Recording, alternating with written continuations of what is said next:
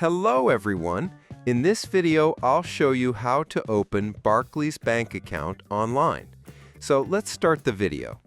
First of all, open your browser and search Barclays Bank. Even if you're on your phone, the method is same. So here you'll see the Barclays homepage, which is of US. Click on it.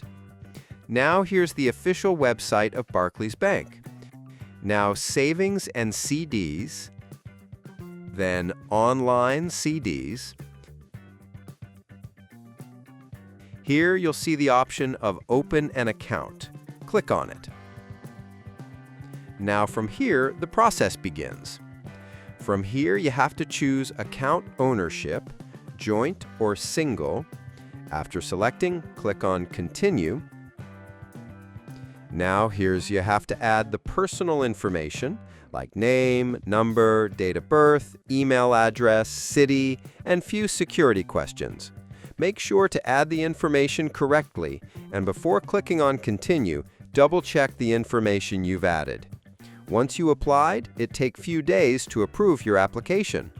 So that's how you can create Barclays bank account online. I hope this video was helpful. Subscribe the channel for more videos.